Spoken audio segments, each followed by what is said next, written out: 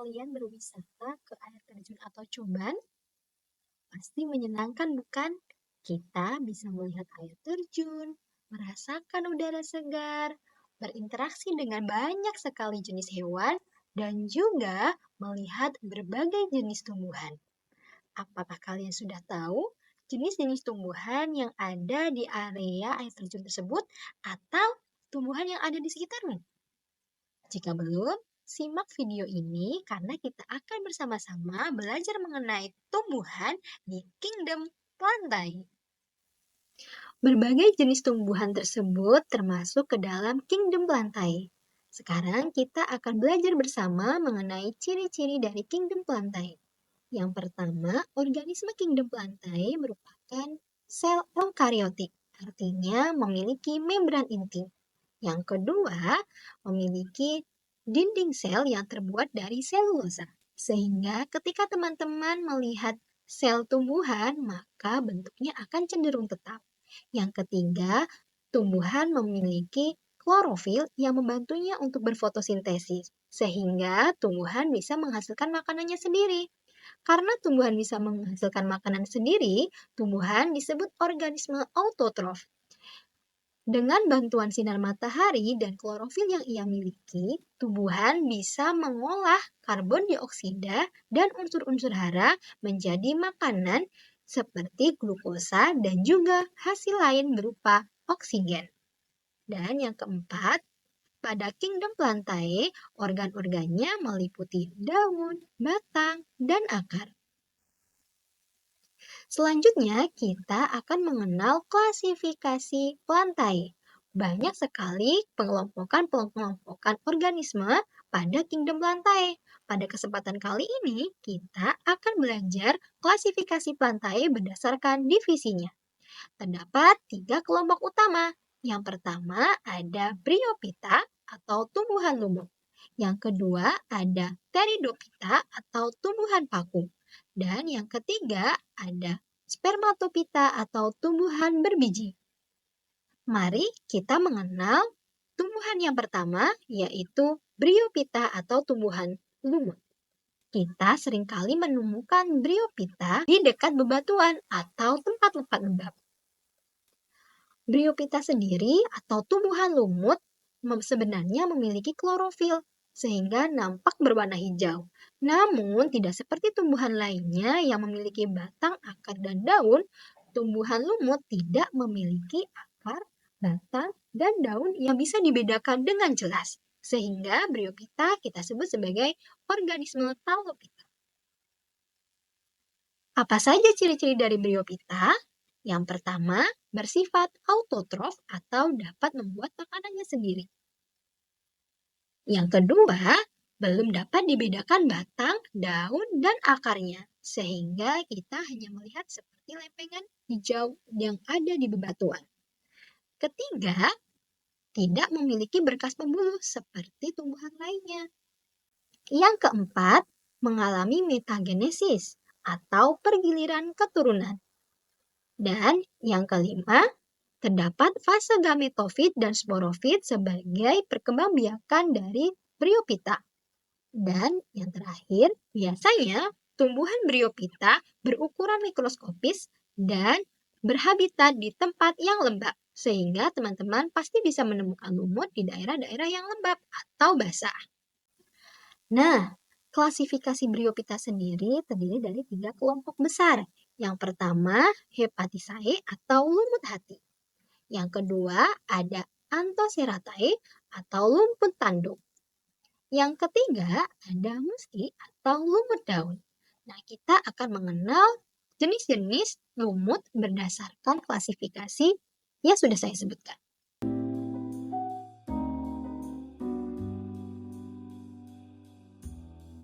Yang pertama ada Hepaticae atau lumut hati. Mengapa disebut dengan lumut hati? Karena ketika kita melihat lumut ini bentuknya kan seperti hati. Nah, apa saja ciri-ciri dari organisme Hepaticae? Yang pertama, struktur tubuhnya berbentuk hati yang pipih. Kedua, bentuk tubuhnya disebut juga sebagai talus karena tidak dapat dibedakan mana akar, mana batang, dan juga daun. Yang ketiga, terbagi menjadi dua lobus, sehingga tampak seperti lobus pada hati. Inilah mengapa dia disebut sebagai lumut hati. Nah, contoh dari organisme ini adalah Markhanthia polymorpha. Selanjutnya ada Anthoceratoi atau lumut tanduk. Kalau tadi berbentuk seperti hati, kalau jenis lumut ini karena dia memiliki organ yang seperti tanduk, maka dia disebut sebagai lumut tanduk. Nah, apa saja ciri-cirinya? Yang pertama, sporofit dari Anthoceratoi berbentuk seperti tanduk. Yang kedua, organ seksualnya tertanam dalam tubuh yang berbentuk talus. Artinya masih belum bisa dibedakan mana batang, mana akar, dan juga daunnya. Yang ketiga, Anthoceratae mengeluarkan spora terus-menerus dari sporangiumnya untuk berkembang biak. Nah, contoh dari organisme ini adalah Anthoceros fusiformis. Yang ketiga ada muski atau lumut daun. Biasanya organisme ini atau yang termasuk dalam kelompok ini disebut juga sebagai bryophyta atau lumut sejati. Nah, ciri-cirinya ada apa saja? Yang pertama, strukturnya sudah jelas, artinya sudah mulai bisa dibedakan mana akar, batang, dan juga daun. Kemudian, struktur seperti akar biasanya disebut sebagai rhizoid. Ketiga, saat fase gametofit di bagian atas dari tubuh lumut ini memiliki gametangium. Nah, contohnya adalah Sphagnum fimbriatum. Seperti yang sudah dijelaskan sebelumnya, tumbuhan lumut mengalami metagenesis atau pergiliran keturunan. Reproduksi lumut terjadi secara bergantian loh, yaitu antara generatif dan juga vegetatifnya. Nah, untuk membantu proses reproduksi pada tumbuhan lumut, terdapat beberapa macam gametangium. Yang pertama ada archegonium dan yang kedua ada antheridium. Selain itu, gametangium juga dibedakan menjadi gametangium berumah satu dan juga gametangium berumah dua. Nah, berikut ini adalah gambaran dari metagenesis tumbuhan lumut.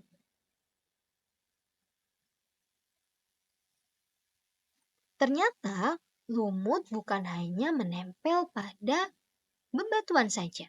Namun, lumut juga memiliki peran penting loh dalam kehidupan organisme lainnya. Apa saja?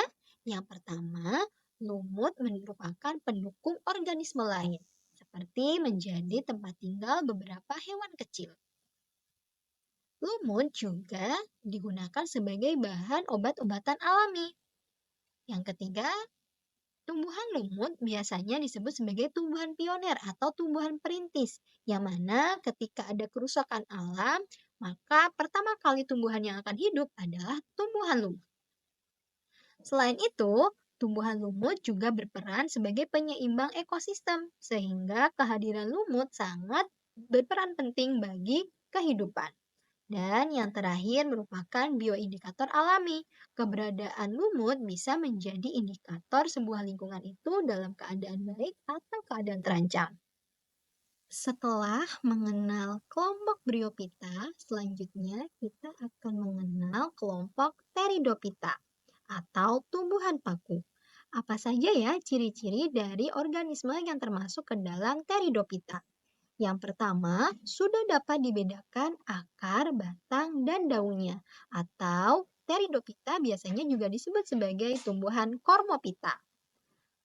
Selanjutnya, ketika pada fase muda, ujung daunnya menggulung, seperti gambar berikut ini.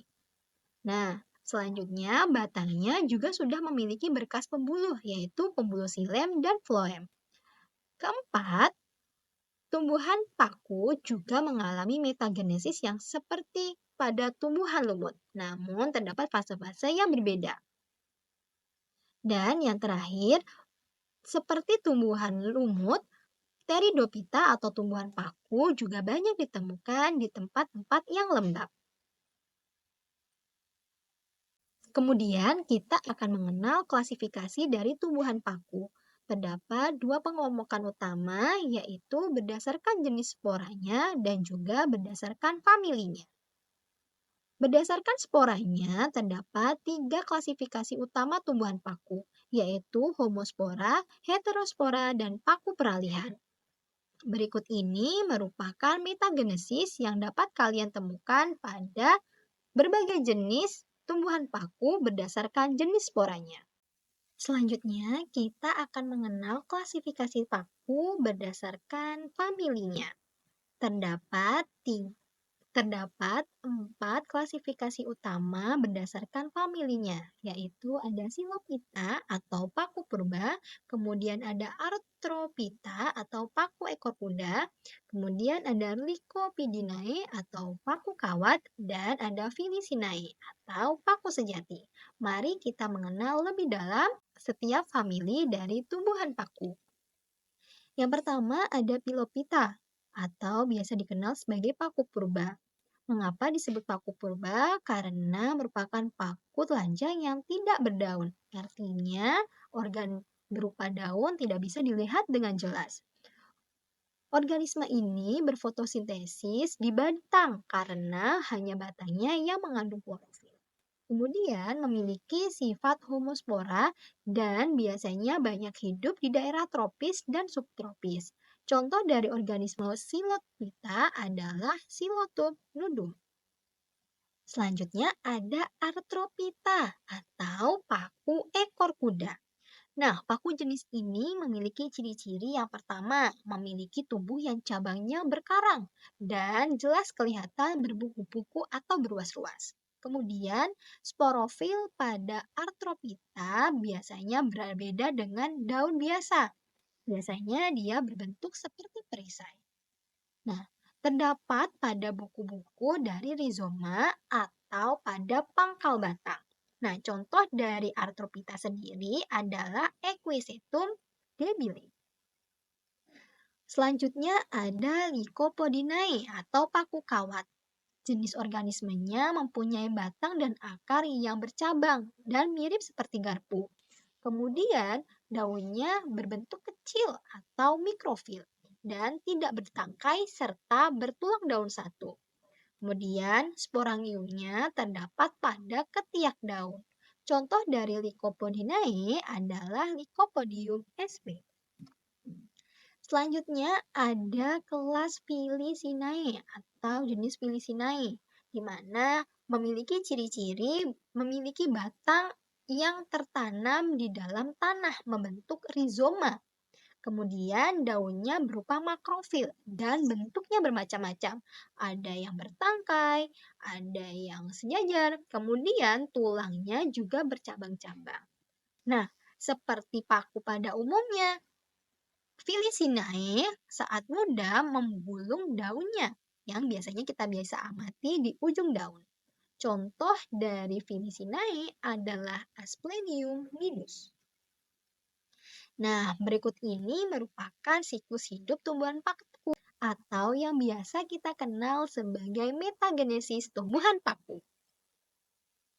Setelah mengenal Pteridophyta, maka selanjutnya kita akan mengenal Spermatophyta atau tumbuhan berbiji. Tumbuhan ini banyak sekali kita temui di sekitar kita. Misalnya ada tumbuhan mangga, ada stroberi, cabai, dan lain sebagainya. Dari contoh yang sudah saya sebutkan, maka teman-teman bisa mengambil kesimpulan bahwa Spermatophyta adalah tumbuhan yang memiliki biji. Kemudian apa saja ciri-cirinya? Yang pertama, memiliki biji sebagai alat perkembangbiakannya.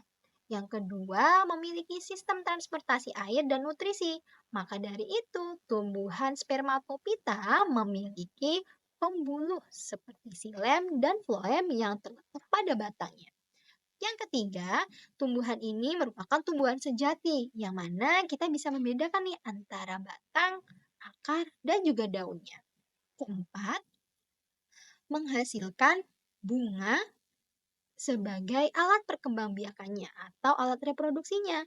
Nah, alat perkembangbiakannya ini dibedakan menjadi alat perkembangbiakan jantan dan betina yang terlihat jelas meskipun ada tumbuhan Spermatophyta yang memiliki tumbuhan jantan dan betina dalam satu tumbuhan atau juga berbeda tumbuhan. Dan yang terakhir bersifat autotrof seperti tumbuhan lainnya. Artinya bisa membuat makanannya sendiri karena memiliki klorofil. Setelah mengenal ciri-ciri Spermatophyta, Maka kita akan belajar mengenai bagaimana ya spermatopita berkembang biak. Spermatopita berkembang biak melalui biji atau biji tersebut menjadi alat perkembangbiakan seksualnya. Perkembangbiakan tumbuhan biji terjadi secara generatif dengan membentuk biji yang diawali dengan pembentukan gamet atau gametogenesis.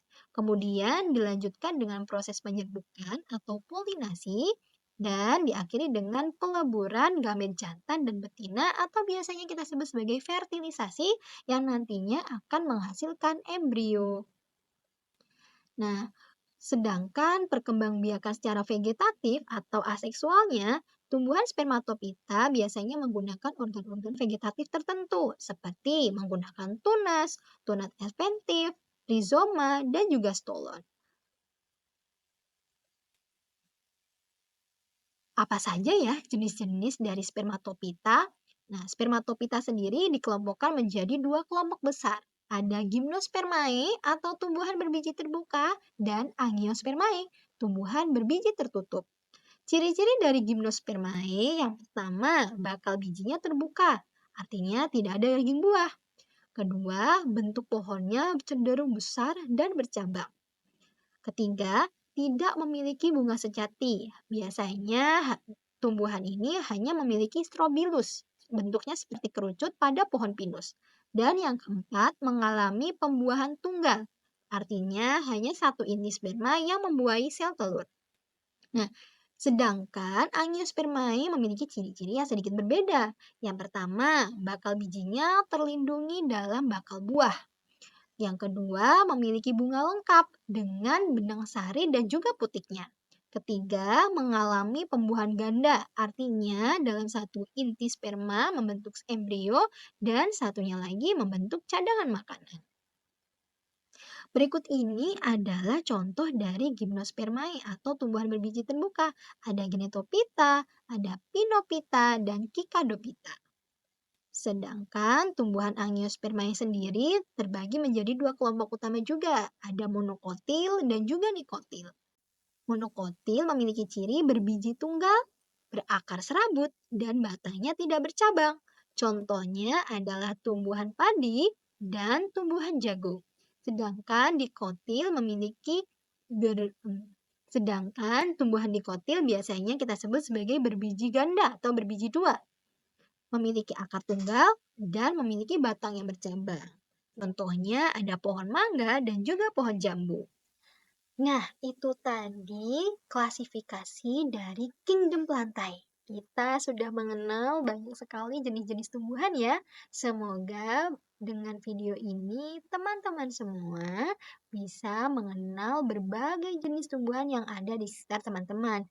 Dan yang paling penting, tetap menyayangi dan semakin menyayangi tumbuhan yang ada di sekitar teman-teman. Semoga video ini membantu ya, dan sampai jumpa.